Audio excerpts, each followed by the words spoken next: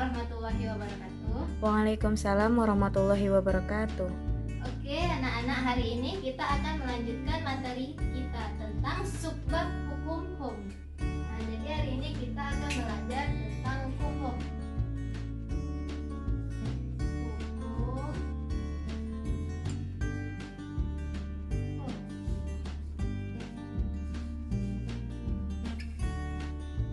Di mana di dalam hukum hom ini ada 4 tujuan yang ingin kita capai. Jadi dia ada 4 indikator.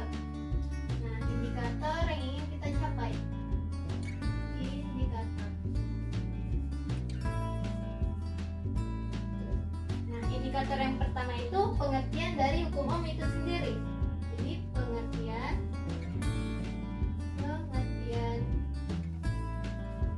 hukum hom.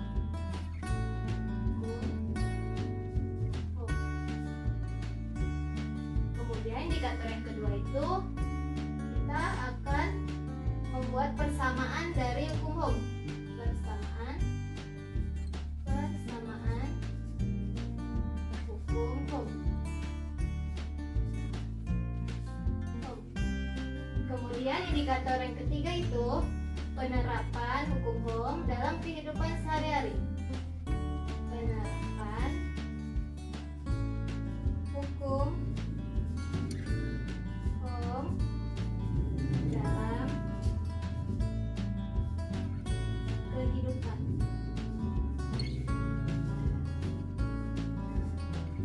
Kemudian yang terakhir itu ada contoh soal hukum hom dalam fisika. Contoh soal hukum hom.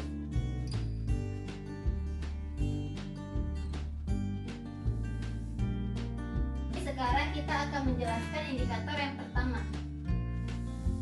Nah, indikator yang pertama itu pengertian dari hukum hom. Pengertian hukum hom. Nah, anak-anak ibu di sini ada yang tahu atau sering mendengar kan ini hukum hom. Nah, apa itu hukum hom? Gini Bu, jadi menurut saya hukum Ohm itu adalah hukum yang ditemukan oleh seorang penemu bernama Ohm. Nah, benar yang dikatakan oleh Liana Bella. Nah, jadi hukum hom itu dia hukum hom adalah pernyataan atau hukum. Pernyataan atau hukum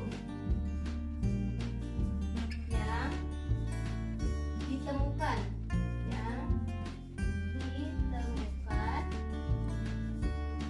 oleh seorang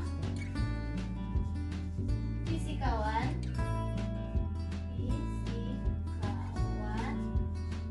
yang bernama Hom. Jadi nama lengkapnya itu George Simon Hom. George Simon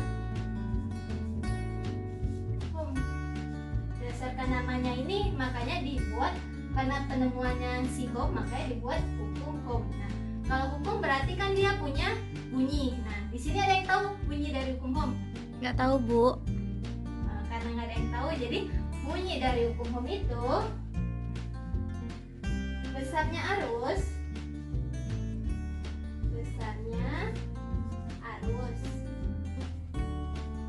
yang mengalir pada suatu penghantar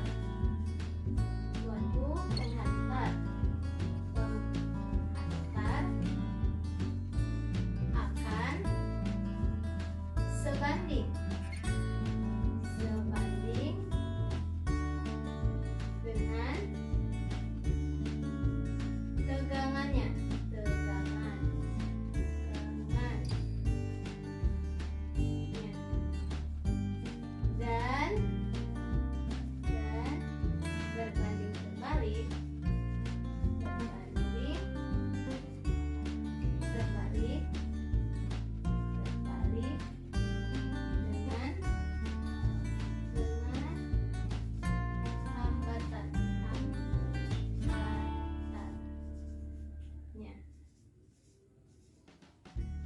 Jadi bunyi dari hukum Ohm ini yaitu besarnya arus yang mengalir pada suatu penghantar. Jadi ada penghantar, arus yang mengalir, dia akan sebanding dengan tegangannya, tapi akan berbanding terbalik dengan hambatannya. Makanya di hukum Ohm ini kita punya 3 variabel, yaitu arus, tegangan, sama hambatan, sehingga kita dapatkan persamaan dari hukum Ohm.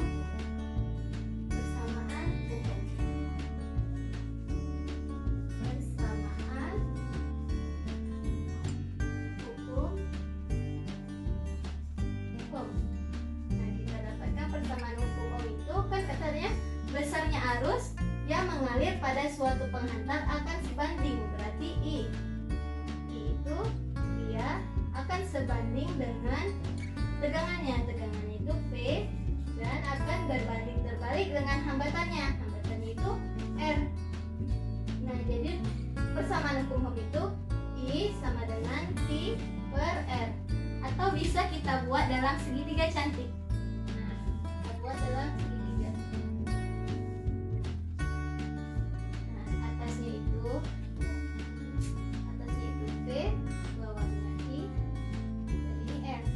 Kalau misalnya di soal ditanya V tinggal I kali R, sedangkan ditanya I, V dibagi R, ditanya R, V dibagi I. Nah, keterangan dari I, keterangan dari I itu tadi kan itu arus, satuan itu ampere. Kemudian tegangan itu V.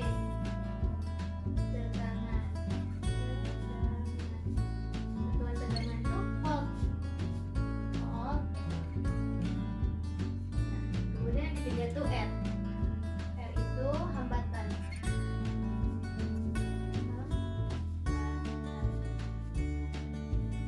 Hambatan satuannya itu Ohm. Nah, jadi di persamaan hukum Ohm ini kita akan menjelaskan 3 hubungan antara V, I, dan R. Jadi hubungan V, I, dan R akan kita jelaskan dalam media virtual berikut. Di media virtual ini dapat kita lihat V sama dengan I dikali R. Di sini ada gambar aliran arus listrik. 1,5 dan 0,7 volt ini sebagai tegangannya seperti pada baterai, sedangkan yang hitam ini sebagai arusnya seperti pada kabel. Sedangkan yang berbentuk seperti tabung ini sebagai hambatannya. Kalau pada aliran listrik seperti pada lampu. Nah, ketika V-nya itu kita perbesar, kata hukum Ohm kan V sebanding dengan I. Ketika V-nya kita perbesar, maka I arusnya juga akan semakin besar. Ketika kita perkecil, arusnya juga akan semakin kecil. Nah, seperti pada aliran listrik pada lampu. Ketika arus yang mengalir dari baterai itu sesuai, maka lampu akan menyala dengan terang. Tetapi ketika arus yang mengalir dari sumber tegangan itu kecil, maka lampu akan menyala dengan redup. Nah, kemudian ketika R-nya kita perbesar, I-nya akan semakin kecil. Ketika R-nya kita perkecil, I-nya akan semakin besar. Makanya dalam hukum Ohm dibilang I berbanding terbalik dengan R. Dapat kita analogikan seperti pada aliran air pada pipa yang besar dan kecil. Pipa yang besar dan kecil itu kita misalkan sebagai hambatan, sedangkan air yang mengalir itu sebagai arusnya. Ketika air mengalir dari pipa yang besar, maka dengan mudahnya aliran air akan mengalir. Tetapi ketika melewati pipa yang lebih kecil, maka arus yang mengalir itu akan lebih kecil.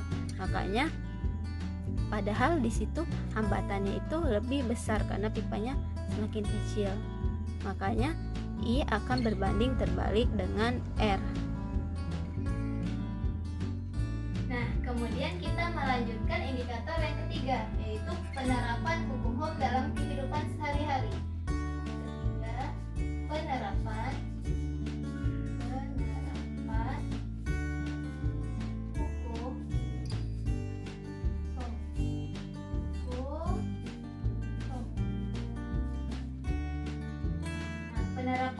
ohm itu banyak dalam kehidupan sehari-hari, ya kan? Pada aliran listrik. Nah, seperti pada lampu, yang pertama itu ada pada lampu. Kemudian ada pada setrika listrik. Nah, setrika. Kemudian kayak pada TV dan elektronik dan bahan elektronika lainnya.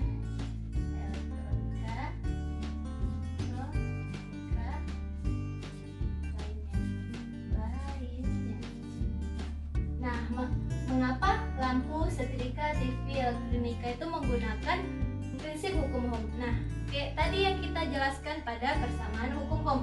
Nah, apabila tegangannya nggak sesuai ketika kita alirkan ke lampu, setrika, TV, elektronika, maka alat tersebut tidak bekerja dengan baik. Nah, misalnya tadi pada lampu, ketika baterai kita hubungkan ke lampu, nah jika tegangan yang kita berikan ke lampu itu kecil, maka arus yang mengalir itu kecil sehingga lampu menyala redup. Tetapi ketika tegangan yang kita berikan itu sesuai, maka lampu itu akan menyala dengan terang. Nah, kemudian kita lihat contoh soal hukum Ohm dalam fisika. Kita akan melihat indikator yang keempat.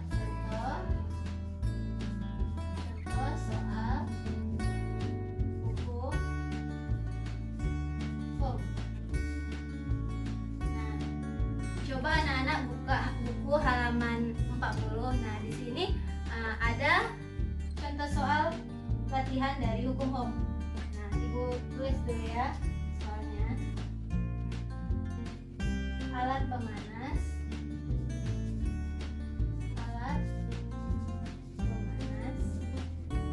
listrik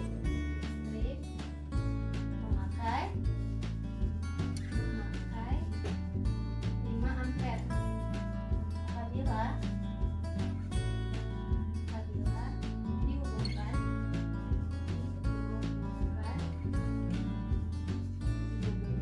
tegangan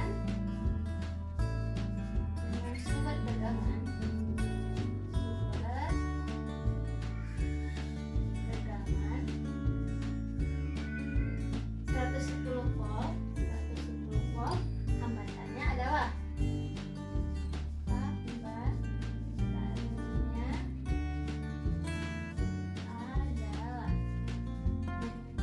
Nah, cara menjawab soal seperti ini. Nah, kita buat dulu diketahuinya. Apa aja yang diketahui? Alat pemanas listrik memakai 5 ampere. Arus kan berarti memakai 5 ampere. Berarti I-nya sama dengan 5 ampere. Nah, habis itu apabila dihubungkan dengan sumber tegangan 110 volt, berarti tegangan itu V-nya 110 volt. Nah, yang ditanya itu apa? Hambatannya adalah, berarti yang ditanya itu R.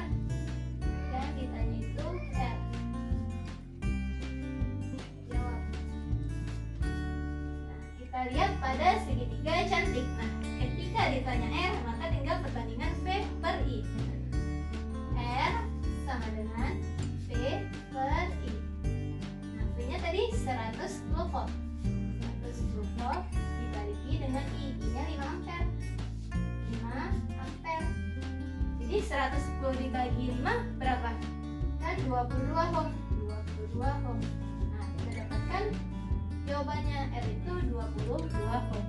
Nah, mungkin sekian pembelajaran kita pada hari ini. Apabila ada salah kata, Assalamualaikum warahmatullahi wabarakatuh.